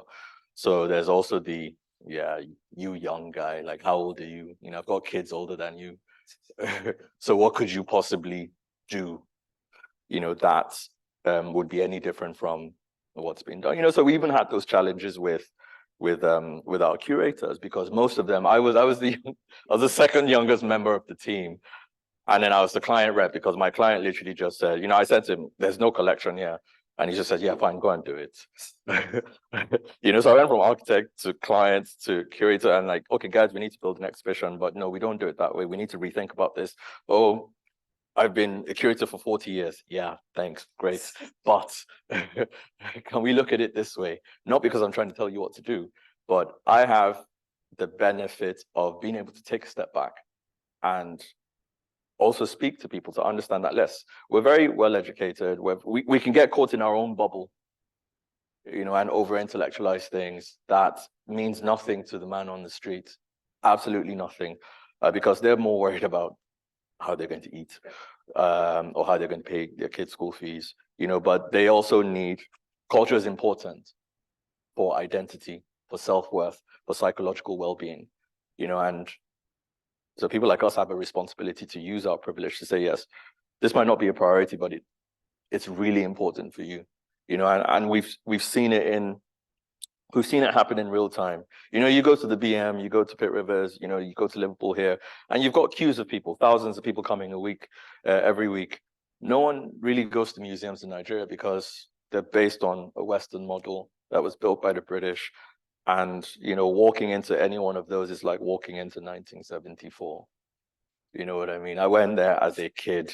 I walk in there now, it still looks like it did when I went there as a kid. So there's no reason to go there, you know, and then, you know, you've got religion, which sort of boxes, you know, our culture as sort of inferior, as fetish, all of that. So people are trying very hard to sort of shy away from the culture, from the origins, from, you know, from those meanings, and seeing those perceptions change in real time, because they walk into a space that reminds them of their childhood, reminds them of memories that they had, reminds them of elements of the culture that they can associate with, that they now take ownership of and are proud, you know, of. So I think that's the biggest thing, that sort of lack of a structure that has let so many things slip and fall through the cracks. Whereas here, the things you take for granted, you know, you have extracurricular activities, you know, people's idea of extracurricular activities is going window shopping, you know, on a Sunday after church or on a Friday after mosque, because there's nowhere else to go. The parks have been built over.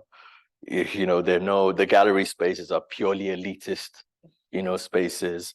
You know, and there's nothing within, in the heart of the community. There's nothing in Lagos Island. There's nothing in sort of Akwongo or Shogo. These, you know, a lot of these people in the community don't think they deserve these spaces, and they, you know, they feel othered. And then those of us on that side, you know, say lots of things about our architecture and our skills and our, you know, but we haven't sort of come and met them at their point of understanding and shown that, you know, the city belongs to you guys as well, and they're actually they're the ones that keep the culture going, you know, every day and sustaining it. So I think that's the main difference. Well, let's segue a bit with James, because it's this thing about you're challenging.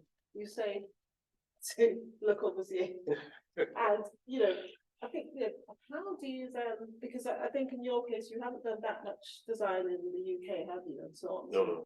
So I mean, it'd be more to do with, you know, how is this challenge working for you? Because it's almost, I think, I don't want to use the word decolonization, but how do you see your architecture challenging the way we?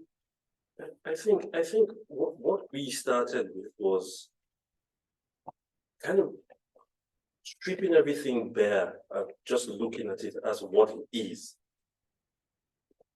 Taking a cue from you, there's no museum in town. What do you do on a Sunday? It's the same way we looked at architecture. There's no good architecture in town. Why? I'm not saying we're doing good architecture. I'm saying that there's a process by which good architecture is made, and it has to do with understanding if it's an outlook of tradition, then that traditional outlook is repeated in a certain way. If it's a systematic understanding, which is what African culture is anyways, then those rules have to be unearthed, dusted over, and thought about in new ways with new technologies. So where we have an issue now is trying to make, I'll say forget clients, because clients are difficult normally. In Dubai, it's the same. In Ghana, it's the same. But I've seen that the people themselves, for instance, don't even, you don't have a class of people who are willing to challenge this thing with you. So I was a lone dog for a long time, right? And it led to certain, that's why I said, like, you stare into the abyss long enough, it stares back at you, and you have a certain kind of parallax towards things, or you have a laser focus at things. But what I realized in Nigeria was that the kind of people that were coming to us had been given this false narrative that nothing more could be added to what was there already. And what their job was to learn these software and make these fancy images. The reason why I don't show fancy images in my lectures. I do. Lots. I don't, because of course it's as a personal choice. Like I said during the lecture, every straight wall that I've achieved is a triumph. Yes. Straight walls are a blessing in Nigeria.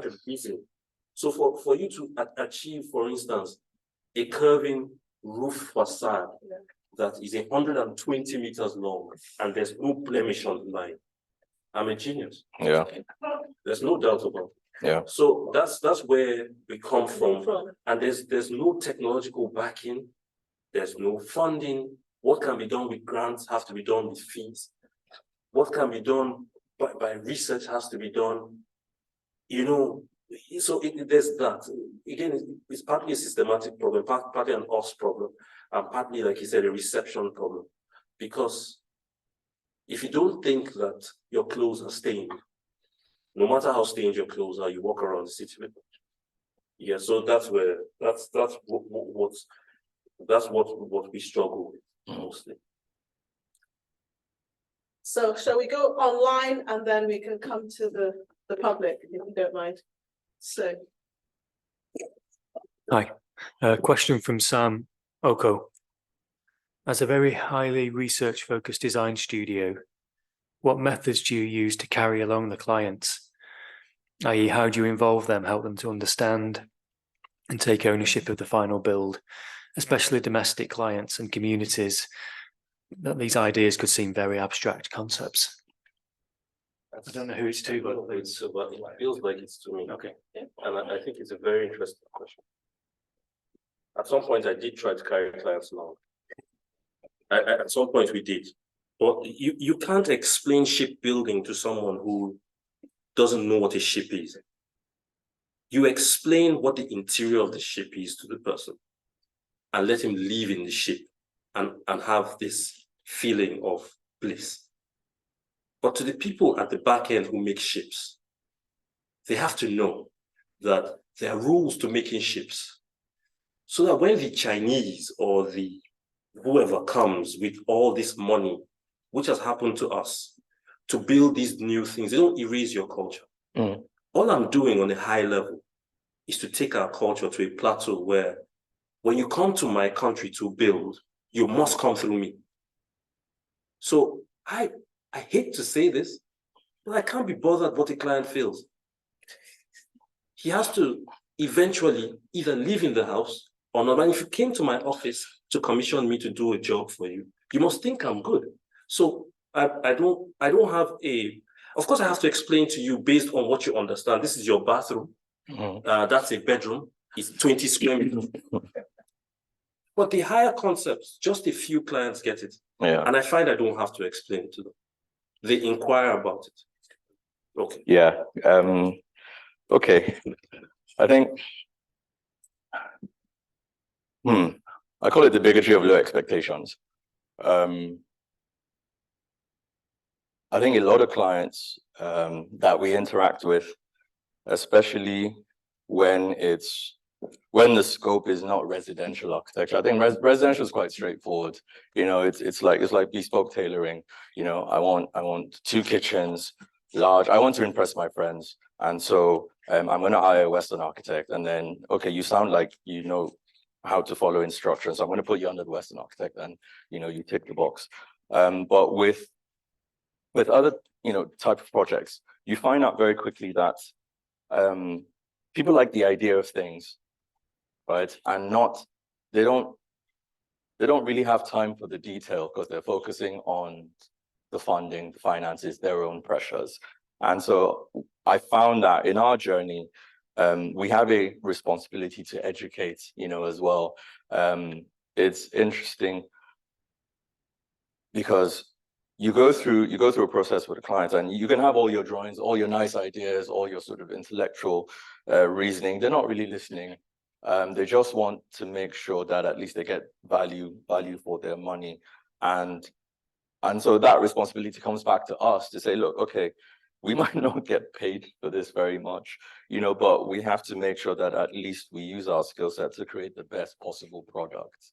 Yeah, because whatever we're doing has a 50-year lifespan at a minimum, right? And it has to be built at the best possible level. So we still create packages of information to carry them along, progress reports and whatever else.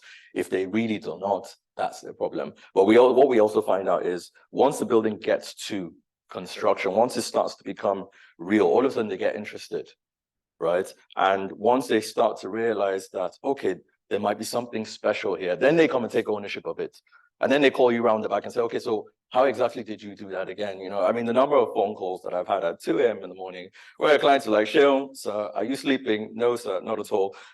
So that thing in the corner, what was it again? It's X, Y, A, B, Z, and I'm on speaker. He's in a club somewhere. He's like, you see, I told you. So what we're doing is the only one in Nigeria. It's the best in town. We're bringing this thing from China, you know, and so they've got to that point where, okay, this is something that no one else has, and then they take ownership of it. So we've gone through we've gone through the process to make sure that it's got to the point where they now feel proud of it, whereas they didn't really have the time before. They just wanted, you know, they just want to cut a ribbon and go. But now there's a product here that has some value, which you know, other people envy, you know, something. So I think for us, it's using your skill set, documenting. It's not about us as people. We're just conduits. You know, so whether it's urbanism, you know, whether it's residential, whether it's commercial, civic, you know, depending, our job is to at least build it the best that we can, and hand it over. So part of what we do as well is we document right through the process. So at the end, we always have a package of information, depending on how highly serviced the building needs to be. A lot of times we stay on hand, sometimes up to a year, and then help the client to build a team to just sort of keep it ticking over. And then once in a while, we'll have to come back because something's blown up or something's not quite working or they've pressed the wrong button or something or other. So it's you know, we have to take on that responsibility as architects, you know, and, you know, we tell other people, younger guys and our guys in the office as well, doesn't matter if no one's listening to you. Do you have a duty of care? Prepare the information, right? Prepare the document to hand it over when it's done. We do all the testing. If they do get interested, yes, we can run them through it. If they don't, here's a package. Here you go. Don't call us if you break it, sort of thing. Yes. Yeah, thank you very much. It's been an amazing insight into my own country, Nigeria, and I'm very, very proud of your two presentations. I'll start by saying a very light comment to say that I haven't heard anything about budget, okay, particularly from Seun's angle. Oh, yeah, you won't start crying here. My background is civil engineering, and I also do project manager as well. Yeah. So I'm the University of Manchester, Okay. and I'm a reader in the built environment in Manchester. So the question I have would be for two of you in a way, and to look at the manpower modeling aspect of what you do. I think particularly for James to see adaptive architecture, really amazing. And I wonder to what extent our skills requirements for delivering that has adapted with your kind of innovation. I do some work around what we call social value, which can also be what we call local content. You know, I just wonder, a lot of things came from Birmingham, some China, and I wonder, particularly what we're going through in Nigeria now, currency, deflation, and all of that. There's an opportunity, particularly when we do infrastructure, the multiplier effect to also grow the economy. I wonder to what extent the economy has been affected, okay, by the beautiful work that you are doing. Is it something you put into consideration when you deliver such kind of amazing projects? Thank you very much. Let me go first. Go. Yeah. Okay. Another very good question. If I can get this back to yeah.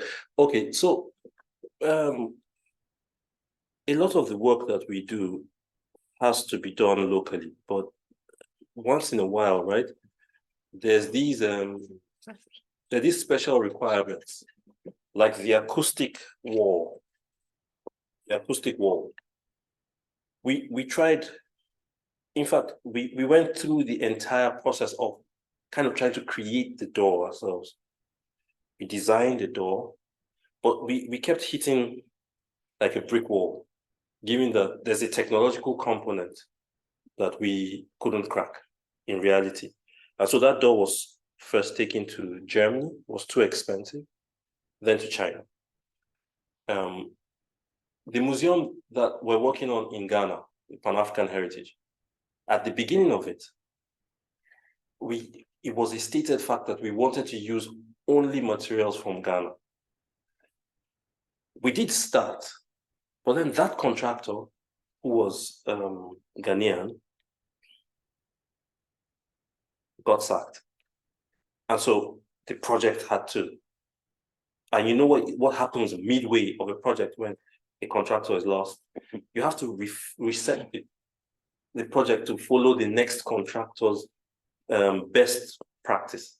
So there also we lost an opportunity. But what we've been trying to do, especially with these small projects, is they're so detail-centric that when we leave the site, even if we import maybe 20% of the things in the house, we leave a new skill of construction and a new understanding of tech, even if it's low tech, right?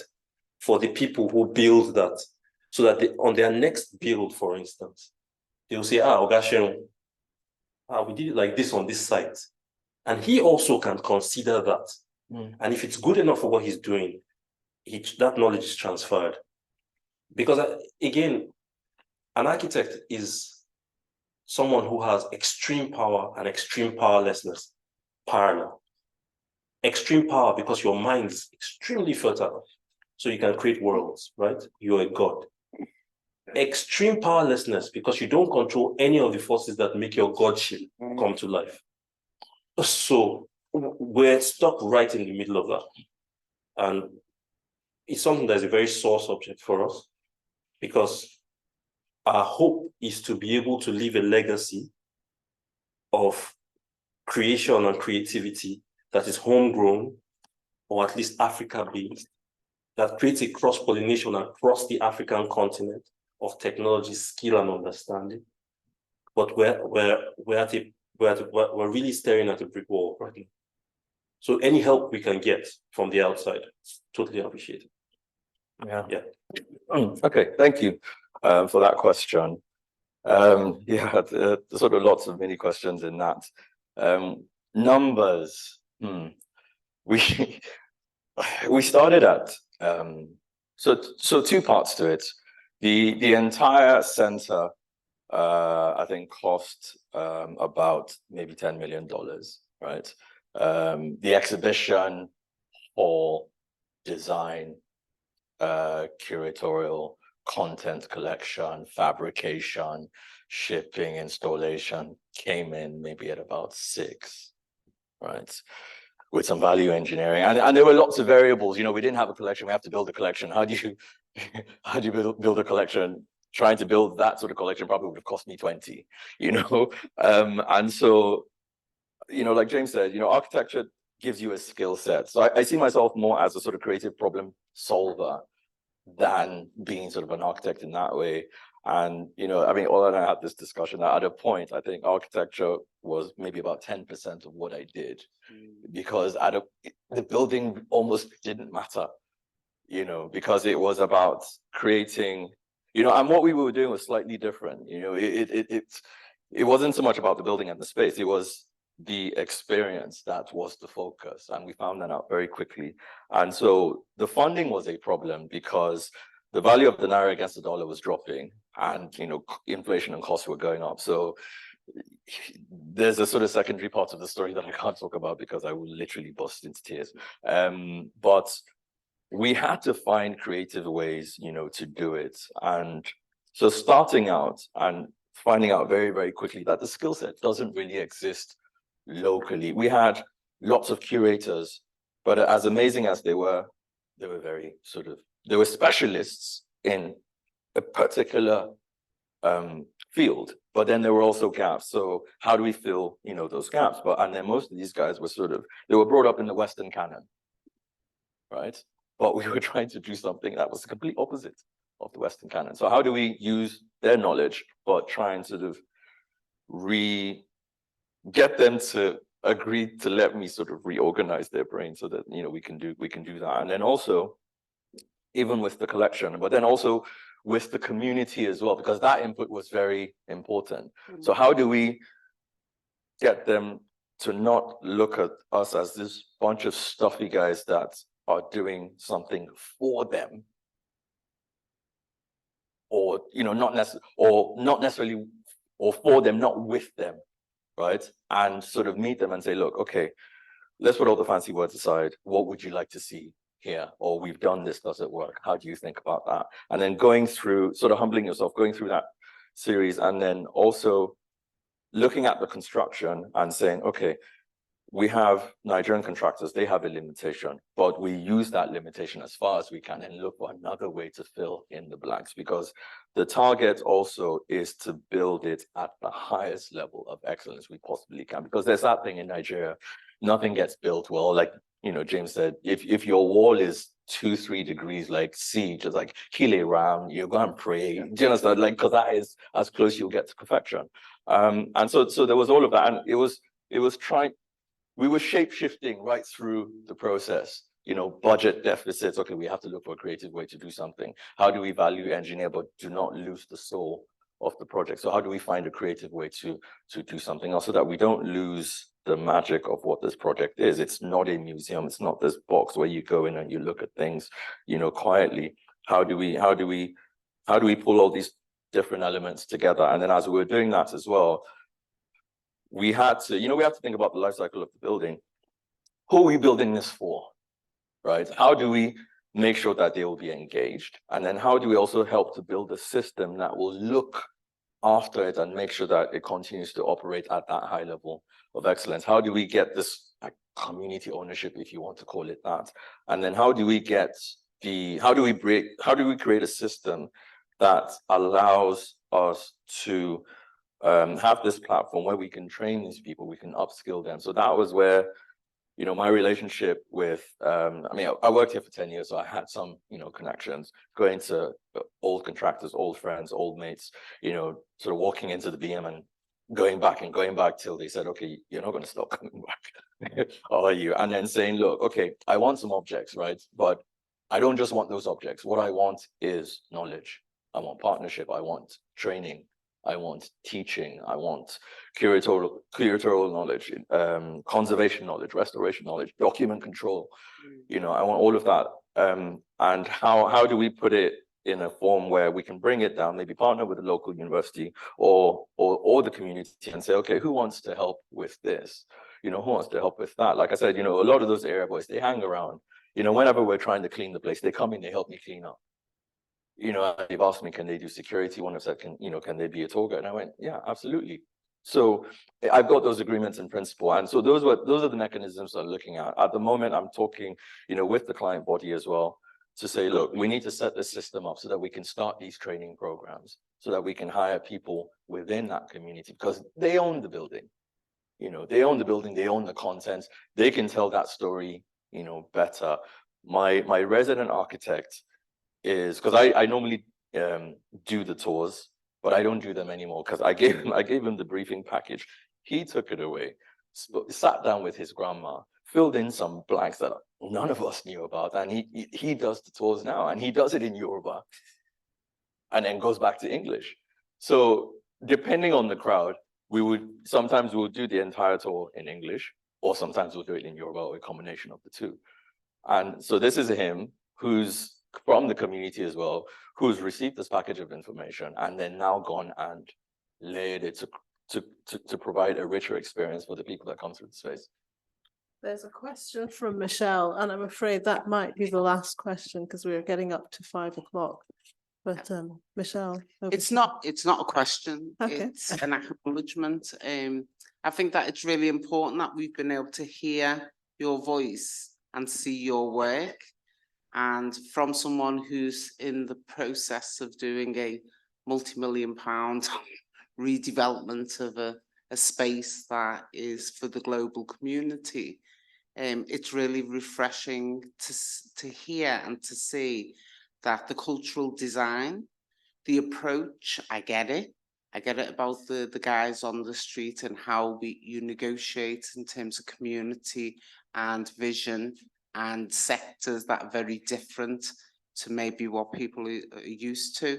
And I just want to congratulate you for the work that you've done in Africa. I definitely want to extend the hand of friendship in terms of the next 4 years, what we need to do here in Liverpool and how we connect that. I'm very impressed with the way that you've used cultural identity in that design. And I hope that we can replicate some of that in the International Slavery Museum. It's something that's really important to us. And I just hope that we will see and hear more about the global work of many people, the architects, the curators, the historians, the academics, that are now starting to be able to contribute to what the new designs in all the different countries are starting to acknowledge in terms of how we showcase and how we represent the many diverse communities that make up our cities, our countries, and our world. So, you know, well done, Ola, for bringing this together. I think this is excellent. And I've got both your numbers, I've got both your contacts, and, you know, we're lucky that we've got our director of project management here. So between the both of us, you know, we'll be able to feed back some ideas from this day, and hopefully you'll see it in the future. So, you know, thank you very much for your excellent contribution. I'm so glad that I moved meetings to come to this today as well. Thank you. Thank you. Thank you. Well, again, I have to say that I am co-director with Professor Ian Jackson, who's behind the computer there. So this has been very much a joint effort. And again, we say thank you to both James and Seun for taking the walk up to, well, the train up to Liverpool, and for sharing this afternoon with us. I think we've all learned so much from it, and thank you again.